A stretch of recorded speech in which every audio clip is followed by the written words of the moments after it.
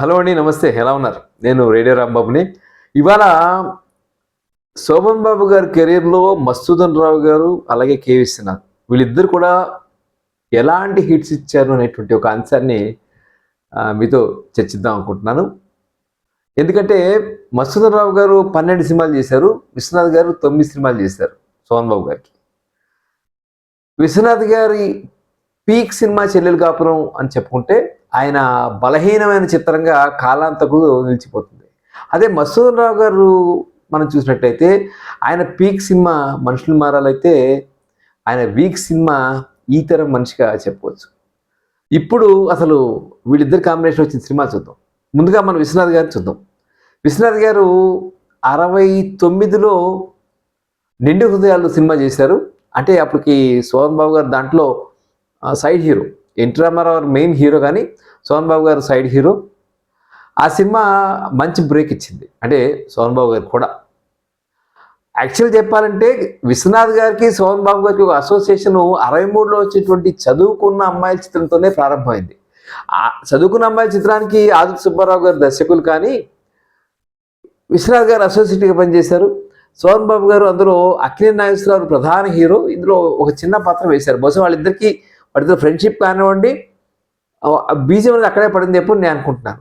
So 69లో నిండు హృదయాల తర్వాత 71లో మళ్ళీ చిన్ననాటి స్నేహితులు ఎన్టీ రామారావు గారితో ఇంకో సినిమా చేశారు, డివిఎస్ ప్రొడక్షన్స్ బ్యానర్ మీద. అది ఎన్టీ రామారావు గారు జగ్గయ్య టైటిల్ రోల్స్ వేసిన శోభన్ బాబు గారు వాణిశ్రీ హీరో హీరోయిన్ చెప్పుకోవచ్చు. టీవీ రాజు గారు సంగీతం చేశారు. ఒక పాట చాలా బాగుంటుంది, అడగాలని ఉంది ఒకటి అడగాలని ఉంది అని చెప్పి పాట బాగుంటుంది. మంచి పేరు వచ్చింది ఆ సినిమా కూడా. బందర్ బృందావనంలో నేను చూశాను, ఆ సినిమా గుర్తుంది. ఆ సినిమా సమయంలోనే ఎన్టీ రామారావు గారికి విశ్వనాథ్ గారికి ఏవో పొరపచ్చాలు డిఫరెన్సెస్ వచ్చాయని చెప్పి చెప్తారు. సో ఆ సినిమా అబోవ్ యావరేజ్. తర్వాత వచ్చింది 72లోనే ఆయనకి కాలం మారింది సినిమా వచ్చింది. కాలం మారిన సినిమా వాసిరాజ్ ప్రకాశం గారు తీశారు. వాసిరాజ్ ప్రకాశం గారు ఒక ఎక్స్పెరిమెంటల్ మూవీగా తీశారు. అస్పృశ్యత అంశాన్ని తీసుకుని తీశారు. ఒక ఎక్స్పెరిమెంటల్ మూవీగా దానికి నంది అవార్డు వచ్చింది. కాలం మారిందిలో ముందరున్న చిన్నదాని అందమేదో అనేటువంటి పాట గుర్తుంది కదా, మహాదేవన్ మ్యూజిక్ చేశారు. ఆ పాట చాలా బాగుంటుంది. ఆ సినిమా కూడా బాగా హిట్ అయినటువంటి సినిమా, నంది అవార్డు కూడా వచ్చింది చెప్పా కదా ఆ సినిమాలో. ఆ తర్వాత వచ్చింది చెల్లెలు కాపురం. చెల్లెలు కాపురం నిజంగా నా ఉద్దేశంలో శోభన్ బాబు గారిని బ్రహ్మాండంగా ఎస్టాబ్లిష్ చేసింది. శోభన్ బాబు గారిని విశ్వనాథ్ గారిని కలిపి ఎస్టాబ్లిష్ చేసేటువంటి సినిమా చెల్లెలు కాపురం. బాలయ్య సినీ నటులు బాలయ్య నిర్మించారు, అమృత ఫిలిమ్స్ బ్యానర్ మీద. దానికి కూడా మహాదేవన్ మ్యూజిక్, చరణ కింకిర్లు గల్లు గల్లు మన అటువంటి పాట గుర్తుంది కదా. ఒక పోయిట్ రోల్, అంటే కవిగా పాత్ర పోషించారు శోభన్ బాబు. మళ్ళీ ఇదే కవి రోల్ ఆయన మల్లెపూ చిత్రంలో మనకు చేయటం కనిపిస్తుంది. సో ఈ సినిమా నిజంగా ఇది బాలయ్య గారు ఆయన నలుపు తెలుపు ఒక బ్లాక్ అండ్ వైట్ సినిమాని ఆధారంగా, బ్లాక్ అండ్ వైట్ నవలని క్షమించాలి, ఆ నవలని ఆధారంగా తీసుకుని ఈ సినిమా తీశారు. సినిమా బాక్సాఫీస్ వద్ద బాగా నిలబడింది.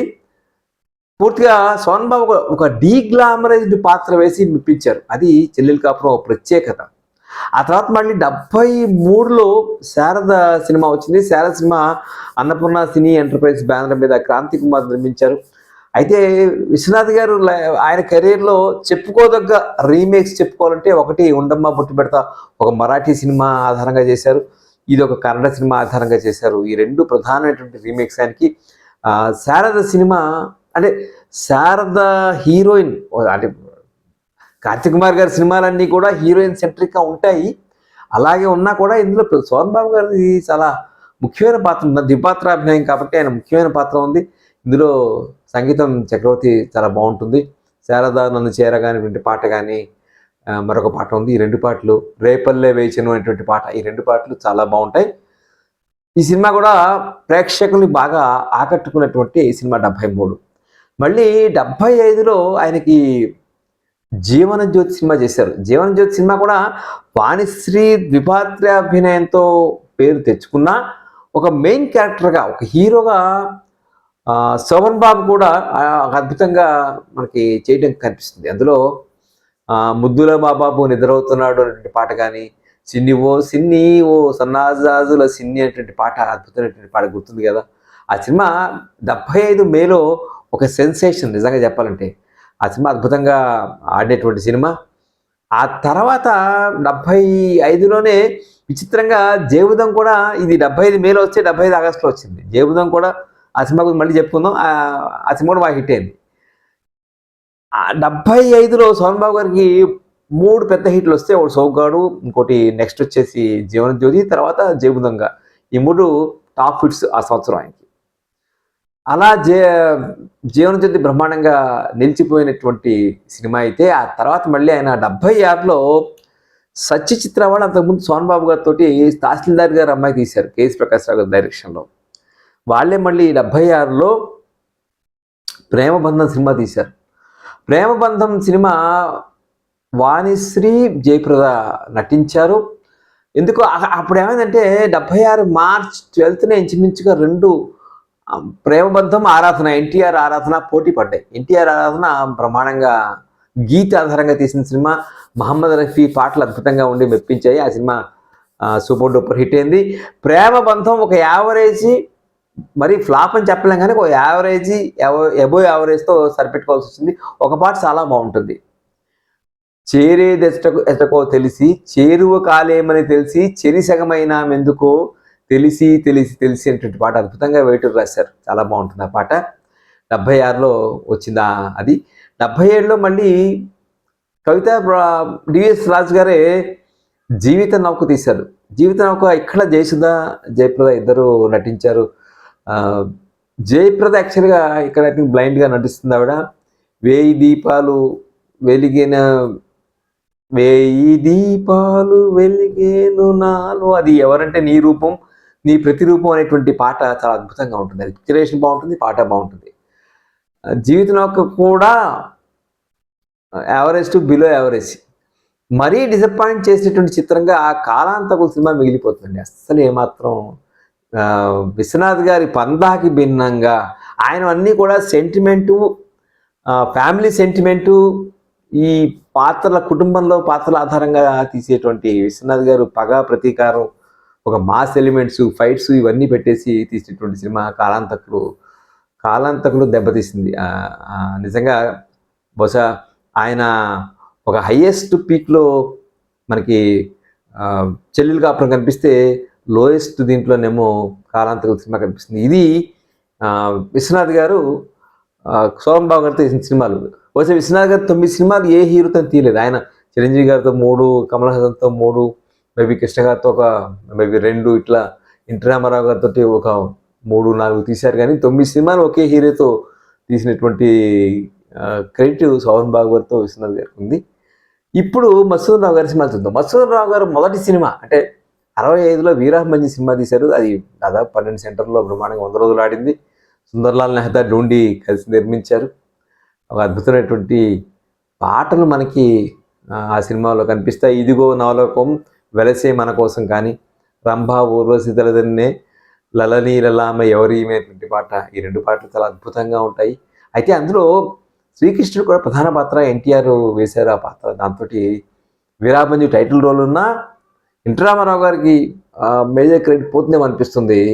బట్ మధుసూదన్ రావు గారు చాలా డెఫ్ట్గా హ్యాండిల్ చేశారు ఒక మైథలాజికల్ మూవీని అని చెప్పి ఆయన పేరు తెచ్చుకున్నారు. ఆ తర్వాత మళ్ళీ 69లో మనుషులు మారాలి ఒక పాత్ బ్రేకింగ్ మూవీ నిజం చెప్పాలంటే. అది కూడా ఒక మలయాళం సినిమా రీమేక్ చేశారు.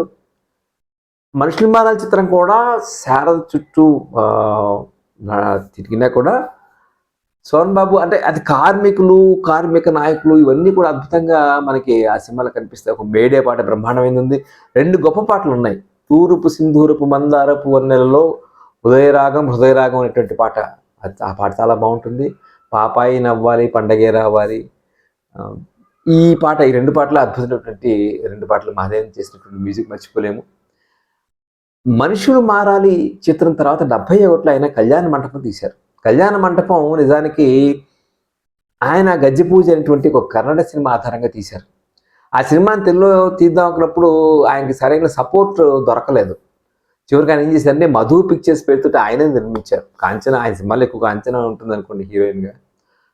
అలాగే ఆ సినిమాలో ఈ అంటే దేవదాసి వృత్తిలో ఉన్న వాళ్ళ మీద ఆ సబ్జెక్ట్ని చాలా బాగా ఎంచుకోవడం, చేయటం జరిగింది.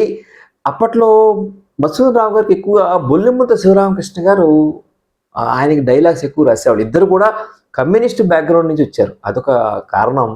వాళ్ళిద్దరికి మంచి అండర్స్టాండింగ్ ఉంది. ఈ సినిమాలో రాసిన డైలాగ్స్ బ్రహ్మాండంగా పేలాయి. ఈ మనుషులు మారాలి ఈ చిత్రంలో లాగానే. అయితే ఇందులో గొప్పతనం ఏంటంటే మధుసూదన్ రావు గారు ఒకటేమిటంటే ఆయన డైలాగ్ ప్లే బాగుంటుంది, మెలో డ్రామా బాగా తీస్తారు. ఈ సినిమాలో ఆయన కళ్యాణ మండపంలో క్లైమాక్స్ కొంచెం మార్చారు. క్లైమాక్స్ అక్కడ ఒక ఇంట్లో అవధాన్ అనే పాత్ర ఇంట్లో జరిగితే ఇక్కడ గుడిలో తీశారు. ఈ గుడిలో తీయటం వలన కళ్యాణ మంటపం సినిమాకి ఒక ఎలివేషన్ వచ్చింది. సో కళ్యాణ మంటపం మంచి హిట్ అయినటువంటి సినిమాగా మనం చెప్పుకోవచ్చు. ఆ తర్వాత మళ్ళీ ఆయన చక్రవాకం సినిమా నవలాధారంగా తీశారు. నవలాధారంగా 3 సినిమాలు తీశారు. మొదటిది చక్రవాకం నవలాధారంగా తీశారు. కోడూరి కౌశల్యాదేవి నవల. మహాదేవన్ మంచి మ్యూజిక్ తీశారు. ఈ నదిలా నా హృదయం పరుగులు తీస్తోంది అనేటువంటి పాట చాలా బాగుంటుంది. నీవు లేక వినని అనేటువంటి పాట కూడా బాగుంటుంది. 2 పాటలు బాగుంటాయి. 3-4 పాటలు బాగానే ఉన్నాయి. కానీ ఈ సినిమా ఎందుకునో ఆశించిన స్థాయిలో ఆయనకి హిట్ ఇవ్వలేదు. అదేపోతే 75లో చెప్పా కదా, జేబుదొంగ సమత ఆర్ట్ మూవీస్ బ్యానర్ మీద చటర్జీ నిర్మించారు. చటర్జీ గారు చాలా సినిమాలు తీశారు. ఆయన సోహన్ బాబు గారు చాలా ఆప్తులు. జేబుదొంగ మా మధ్యలో ఆయన నాకు కలిసి నటించినటువంటి సినిమా చక్రవర్తి అద్భుతమైన మ్యూజిక్ ఇచ్చారు 75లో. అందులో రాధా అందించు నీలైతే పదవి అనేటువంటి పాట కానీ, నీలాల నింగిలో ఆ పాల పుంతలో అనేటువంటి పాట, అద్భుతమైనటువంటి పాటలు ఉన్నాయి. జేబుదొంగ సోహన్ బాబు గారు బెస్ట్ ఇయర్ 75 అనుకుంటే అది 3 సినిమాలు ఆయనవి 10-12 కేంద్రాలు పైగా ఆడినటువంటి సినిమాలు 3 ఉంటే అందులో జేబుదొంగ 3వ సినిమా. జేబుదొంగ అయిపోయిన తర్వాత ఆయన 76లో ఇద్దరే తీశారు. దోయార్ అనేటువంటి సినిమాని రీమేక్ చేశారు. కృష్ణరాజు, సోహన్ బాబు గారు హీరోలుగా నటించింది. పల్లవి మూవీస్ బ్యానర్ మీద ఎస్ వెంకటరత్నం ఫోటో కెమెరామెన్ ఉన్నారు కదా, డైరెక్టర్ ఆఫ్ ఫోటోగ్రఫీ, ఆయన తీశారు. అందులో ఒళ్ళంత ఉయ్యారమే చిన్నదానా అనేటువంటి పాట బ్రహ్మాండమైనటువంటి హిట్. సోహన్ బాబు, కృష్ణరాజు గారి కాంబినేషన్లో ఎక్కువ సినిమాలు రాలేదు, కానీ ఈ సినిమా వచ్చిన సినిమా మంచి హిట్ అయింది 76లో. ఆ తర్వాత 77లో ఈ తరం మనిషి వచ్చింది. ఈ తరం మనిషి అది పౌల్కంపల్లి శాంతాదేవి గారి నవల. ఒక మాట చెప్పాలి, జేబుదొంగకి ముళ్ళపూడి వెంకటరమణ సంభాషణ రాశారు. చాలా తక్కువ సార్లు ఆయన బయట వాళ్ళు రాసినట్టున్నారు. బట్ ఎందుకనో జేబుదొంగ మాత్రం ముళ్ళపూడి వెంకటరమణ రాశారు. ఆయన ఎక్కువ డ్యూటీ గారి సినిమాకి రాశారు కదా. అయితే లక్ష్మి హీరోయిన్ ఎందుకో ఆ సినిమా జనాలకి ఎక్కలేదు. కష్టపడి తీశారు, కానీ ఆ ప్రొడ్యూసర్ ఆయన మళ్ళీ ఒకసారి నాకైతే నష్టం కలగలేదు అన్నట్టుగానే చెప్పారు. ఎందుకంటే ఆ సినిమా తర్వాత మళ్ళీ ఆయన ఎమగోల్ సినిమా తీశారు పల్లవి ఫిల్మ్స్ బ్యానర్ మీదే. ఇది ఈ తరం మనిషి సినిమా మనం చెప్పుకుంటే. ఆ తర్వాత మళ్ళీ ఆయన ఈ తరం మనిషి 76, 77 అయిపోయిన తర్వాత 78లో వసంతరావు గారు మళ్ళీ సమతా మూవీస్ మీద మల్లెపువ్వు సినిమా వ్యాసాన్ని రీమేక్ చేశారు. వ్యాస సినిమా సోహన్ బాబు గారికి మళ్ళీ చాలా సినిమాలు ఫ్లాప్ అయిన తర్వాత మంచి బ్రేక్ ఇచ్చింది. మల్లెపువ్వు సినిమాలో కూడా మళ్ళీ జయసుధ, లక్ష్మి ఇద్దరు ఉన్నారు. దాంట్లో కూడా చాలా మంచి పాటలు ఉన్నాయి. ముఖ్యంగా ఎవరికి తెలుసు చితిమంటలలో ఒక పాట ఉంటుంది, ఎవరికి తెలుసు, ఆ పల్లవితో స్టార్ట్ అవుతుంది. చాలా మంచి పాట. చక్రవర్తి అద్భుతమైన మ్యూజిక్ చేశారు. ఆ సినిమాలో సోహన్ బాబు గారి గెటప్ చాలా బాగుంటుంది. కవిగా ఆయన నా ఉద్దేశము గ్లామరస్ అంటే చాలా హుందాగా డిగ్నిఫైడ్గా మనకి మల్లెపువ్వు సినిమాలో కనిపిస్తారు. మల్లెపువ్వు సినిమా అయిపోయిన తర్వాత 78లో ఆయన మళ్ళీ జూదగాడు అనేటువంటి సినిమా వీణే తీశారు. సమతా ఆర్ట్ మూవీస్ మీదే జూదగాడు సినిమా తీశారు. కానీ జూదగాడు నాకు తెలిసి అట్లా వచ్చే పెద్ద హిట్ కాదు, యావరేజ్ సినిమా అని చెప్పి నాకు అనిపిస్తుంది. ఆ తర్వాత మళ్ళీ అది అయిపోయిన తర్వాత జీవిత రథం అనేటువంటి ఇంకో సినిమా వచ్చింది. జీవిత రథం సినిమా రతి అగ్నిహోత్రి ఆవిడ హీరోయిన్. జీవిత రథము తర్వాత అది కూడా కొంచెం మాస్ ఎంటర్టైనర్ సినిమాగా చేసేసారు, ఎందుకో తెలియదు జీవిత రథం. మళ్ళీ ఆ తర్వాత వచ్చింది సమతా చటర్జీ గారు తీసిందే జగమండి కూడా ఇంచుమించుగా ఒక మాస్ ఎంటర్టైనర్ మోడ్లోకి వెళ్ళిపోయారు. అందులో చటర్జీ గారి అబ్బాయి కూడా సోహన్ బాబు తమ్ముడుగా వేస్తారు. ఈ జీవిత రథం కానీ జగమండి కానీ పెద్దగా ఆడలేదు ఆ సినిమాలు.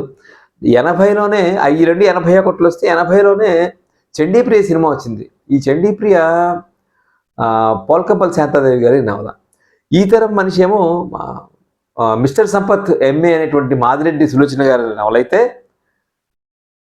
చండీప్రియ పోల్కంపల్లి శాంతాదేవి గారి నవల సోహన్ బాబు గారు చిరంజీవి చిరంజీవి గారు కలిసి చేసినటువంటి సినిమా. ఈ సినిమా ఆదినారాయణరావు గారు తీశారు. అంటే అంజలి పిక్చర్స్ బ్యానర్ మీద ఆవిడ అంజలీదేవి గారు నిర్మించారు, ఆదినారాయణరావు గారు సత్యం మ్యూజిక్ చేశారు. ఈ సినిమా కూడా పోలేదు. సో మనం చూసినట్లయితే విశ్వనాథ్ గారి సినిమాల్లో మంచి హిట్ ఒకటి నిండు హృదయాలు బాగా హిట్, తర్వాత వచ్చినటువంటి కాలం మారింది కానీ, అలాగే శారద కానీ, చెల్లెలు కాపురం కానీ, జీవన జ్యోతి 5 సినిమాలు మంచి హిట్స్ అయినాయి. ప్రేమ బంధం ఎబో యావరేజ్ ఫ్లాప్ అని నేను కానీ, ఆ తర్వాత జీవిత నౌక, కాలాంతకులు ఆ 2 బిలో యావరేజ్. సో దాదాపు 5 హిట్స్ సోహన్ బాబు గారికి విశ్వనాథ్ ఇచ్చారు 9 సినిమాల్లో. మరి మధుసూదన్ రావు గారు ఎన్ని ఇచ్చారంటే, మధుసూదన్ రావు గారు వీరాభిమన్యు బ్రహ్మాండమైన హిట్, మనుషులు మారాలి బ్రహ్మాండమైన హిట్, కళ్యాణ మండపం హిట్, తర్వాత జేబు దొంగ హిట్, తర్వాత జేబు దొంగ తర్వాత ఇద్దరే హిట్, 5 సినిమాలు హిట్ 12 సినిమాల్లో. ఇంకా చిన్ననాటి స్నేహితుల సినిమా కూడా మనము ఎబో యావరేజ్ సినిమా హిట్ అని నేను బ్రహ్మాండ హిట్ అని చెప్పను, కానీ ఎబో యావరేజ్ సినిమాలు చూసినప్పుడు ఓవరాల్గా చూస్తే చివరిలో వచ్చినటువంటి కాలాంతకులు, జీవిత నౌక విశ్వనాథ్ గారు తీసి సోహన్ బాబు గారికి పెద్ద ప్లస్ కాలేదు. అలాగే జగమండి, జీవిత రథం, చండీ ప్రియ, ఈ తరం మనిషి, ఇవి మధుసూదనరావు గారి వల్ల తీసిన సినిమాలు సోహన్ బాబు గారికి ప్లస్ కాలేదు. సో అక్కడ 5/9 ఉంటే ఇక్కడ బహుశా 6/12 లేదంటే 5/12 అవుతుంది. సో దీన్ని బట్టి మీరే డిసైడ్ చేయండి ఇద్దరిలో ఎవరు ఎక్కువ హిట్స్ ఇచ్చారు అనే దాని మీద. అంటే క్వాంటమ్ ఆఫ్ హిట్స్ అంటే మన క్వాంటమ్ అంటే ఫర్ ఎగ్జాంపుల్ రెవెన్యూ పరంగా చూసినప్పుడు మధుసూదనరావు గారు ఉండొచ్చు, కానీ ఓవరాల్ సక్సెస్ రేషియో విశ్వనాథ్ గారి సినిమాలే నిలిచాయని చెప్పి నేను అనుకుంటున్నాను. ఇది విశ్వనాథ్ గారు, మధుసూదనరావు గారు సోహన్ బాబు గారితో సినిమాలు తీసినప్పుడు ఎవరి సినిమాలు ఎక్కువ ఆడాయి అనేటువంటి ఒక విశ్లేషణ నేను చేసే ప్రయత్నం చేశాను. వీడియో నచ్చితే తప్పకుండా షేర్ చేయండి, లైక్ చేయండి, రేడియో రాంబాబు ఛానల్కి సబ్స్క్రైబ్ చేయండి. మీ కామెంట్స్ని తప్పకుండా తెలియచేయటం మర్చిపోవద్దు. నమస్తే.